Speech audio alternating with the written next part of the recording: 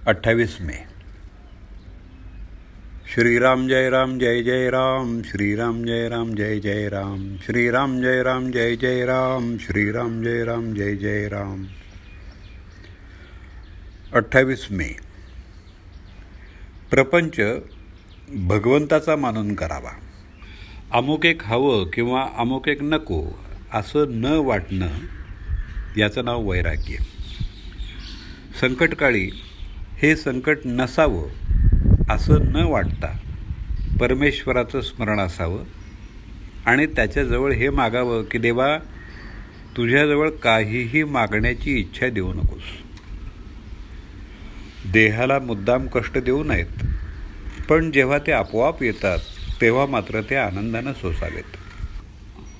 पुरुरव्यानं दुष्कृत्य केलं आणि त्यामुळं त्याला वैराग्य प्राप्त झालं, तेव्हा त्याला वाईट कर्म म्हणावं का चांगलं कर्म म्हणावं? दुष्कृत्य म्हणावं का सत्कृत्य म्हणावं? तरीही वैराग्यप्राप्तीचा वास्तविक हा काही मार्ग नव्हे हे खरं आहे. आपण शास्त्रविरुद्ध कर्म करू नये आणि दुसऱ्यानं केलं तर नावही ठेवू नयेत. न जाणो परमात्म्याची इच्छा असेल तर त्यातूनच चांगलं होण्याचा संभव आहे. प्रपंच मिथ्या मानावा आणि जो मिथ्या आहे तो बरा असं वाटण्यात काय अर्थ आहे? तो जसा असेल तसा असू द्यावा. नाटकात नट जसं काम करतो त्याप्रमाणे प्रपंचात आपण आपलं काम करावं. तुमचा परमार्थही तुमच्या स्वाधीन नाही, सद्गुरूच तो तुमच्याकरता करत असतात. तेव्हा तुम्ही कशाचीही काळजी करू नये. जे होईल त्यात आनंद मानत राहावं. सद्गुरू दर्शनानं पूर्वकर्म पाप जळून जातात. तुमची पुढची काळजी सद्गुरू घेतात. तेव्हा पाठीमागची आठवण काढत बसू नये आणि काळजीही करू नये. समाधानात आणि आनंदात असावं.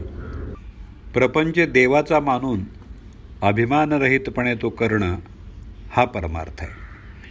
परमेश्वराचं स्मरण ठेवून तोच करता आहे असं मानणं आणि सर्व काही त्याच्याकरता करणं म्हणजे देवाला अर्पण केल्यासारखंच आहे.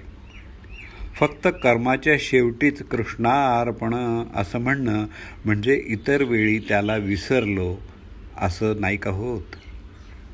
तेव्हा देवापाशी मला तू आपला म्हण, हे मन तुझ्या चरणी अर्पण केलं, मला तुझ्याजवळ काहीही मागण्याची इच्छा न हो असं मागावं. नाहीतर जो राज्य द्यायला समर्थ आहे त्याच्याजवळ केरसुणी मागितल्याप्रमाणे होईल. भगवंताची मनापासून प्रार्थना करावी. आपल्याला तो बरोबर मार्ग दाखवतो.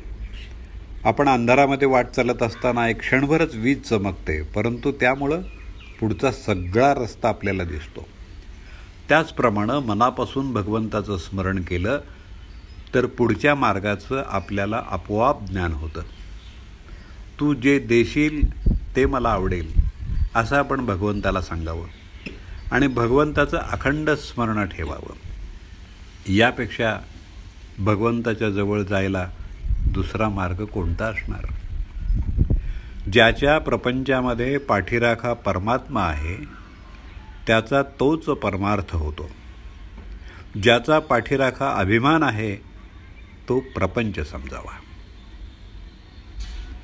जानकी जीवन स्मरण जय जय राम.